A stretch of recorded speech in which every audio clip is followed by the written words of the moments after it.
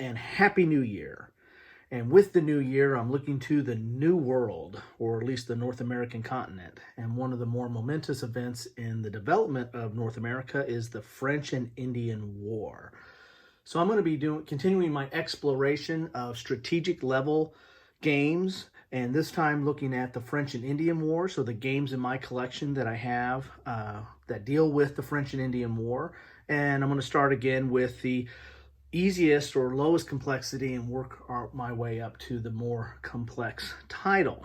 So the first one on the list is 1754 Conquest, the French and Indian War. And this is from Academy Games, and this is part of a series. Originally started with 1812, and then 1754, and there's also 1777, and there's also a Vikings version of this as well, getting off of the North American continent.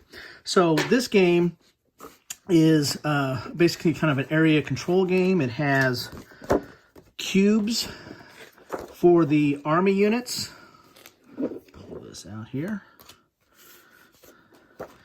So your board, and I've got an unboxing of this in some of my other videos, but your board is going to be North America, predominantly, northern part of United States and into Canada. And you're going to have cubes that represent your military forces and moving your cubes around. And the way that you move your cubes around is through card play. And so each of the different factions, you have the French regulars, French Canadians, Native American Alliance, the British Colonials, and the British Regulars. The British Colonials, of course, will be primarily the U.S. forces, or will become the U.S. or American forces. So you're going to move your units around with these cards. These allow you to move a certain number of armies and how many spaces you can move them. And then there's also events on here as well that you can play for the event and do what it says on there. So it's not necessarily card driven in the sense of you have action points and events. You basically have movement points and events. But in order to do combat, you need to be in the same area. And then, of course, you have your cubes for the different forces.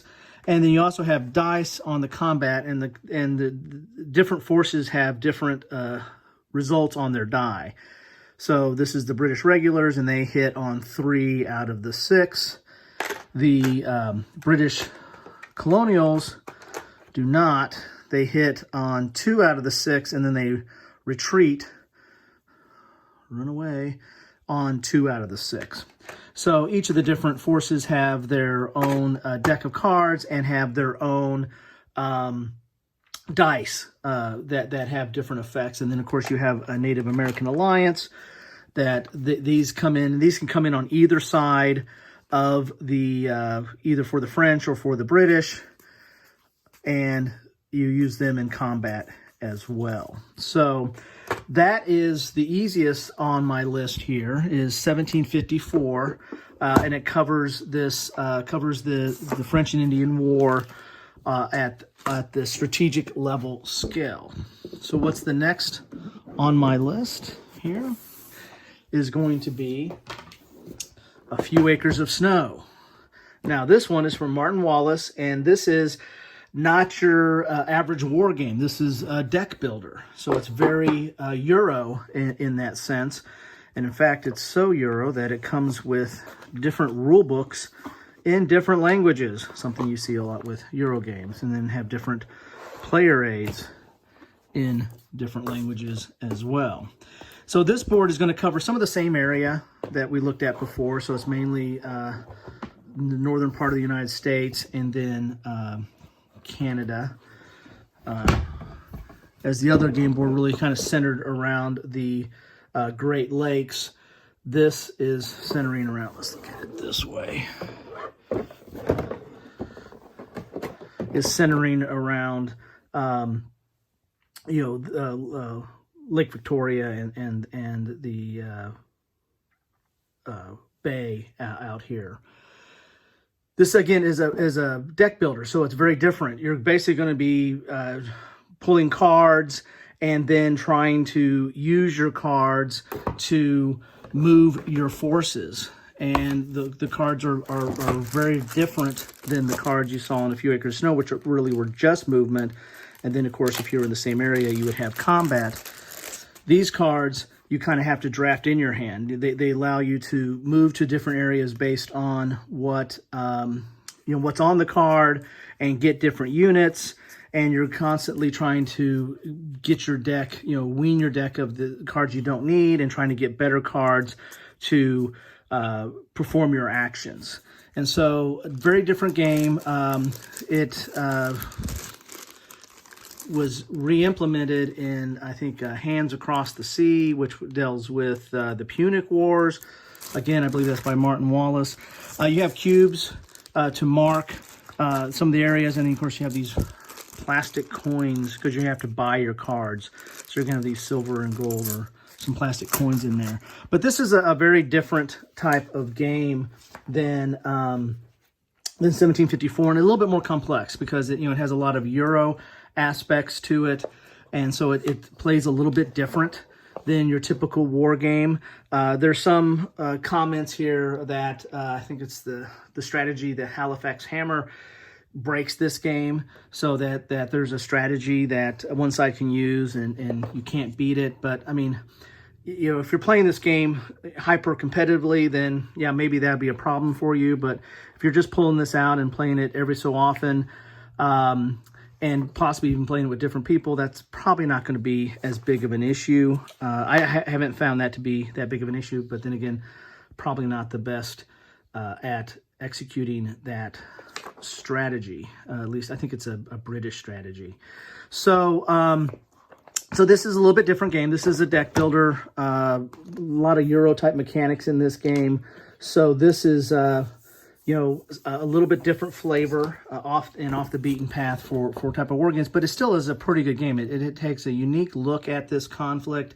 It's interesting how you're moving your forces around and trying to manage your hand of cards to try to, get your forces where you need to go and implement your strategy. So that's the next on the list, is A Few Acres of Snow.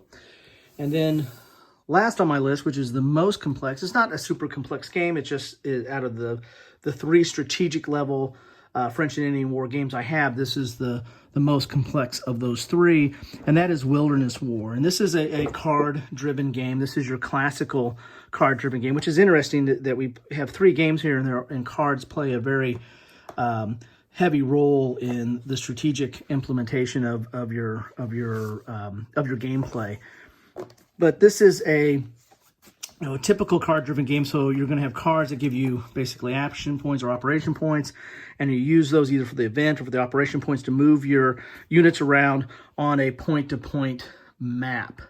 This map is a little bit bigger if I lay it all out, but this covers a little bit more area than the previous two maps, but it allows you to really get a feel of the entire theater. You're going to be moving point to point, moving troops around. Your troops are basically going to be represented by like strength points here that you're going to have, and moving those around. And of course, there's also a Native American effect as well. There's units that handle that as well. And you're going to be moving your leaders around, and your leaders come with these little kind of standees that you have there. Of course, you use the smaller counter if you want, if you don't want to use the standees. But it really is driven by your deck of cards here. So you're going to have your deck of cards that give you action points or operation points that you use those to maneuver your troops around or your strength points around. But you can also have events as well. And some events, when you use it, they are removed from the game, and so that changes the composition of the deck over time. And there's some that, these are used by one side, I imagine the British, and then you have some that can be used by either side, which is kind of reminiscent of like Twilight Imperium.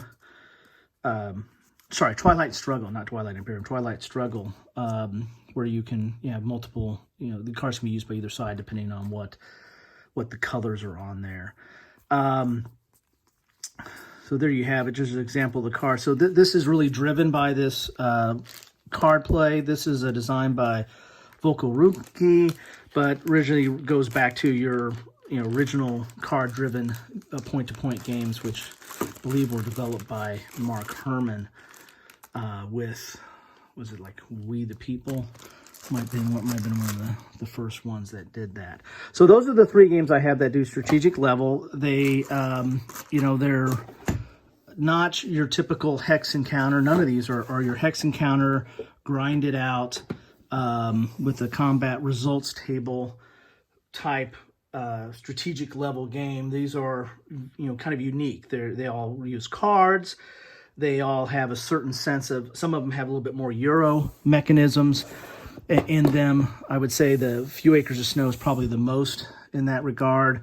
And then 1754, probably second, with like the area control and the cubes. But all 3 of them provide a different perspective and a different way to kind of simulate or play through this period at a strategic level. So again, I hope this was helpful for you. If you played these games and like them or don't like them, please put some comments down below. If you like this video, please like. If you want to see more or want to know what's coming up more, please subscribe. Love to hear your comments, and I hope this was helpful. Have a great day.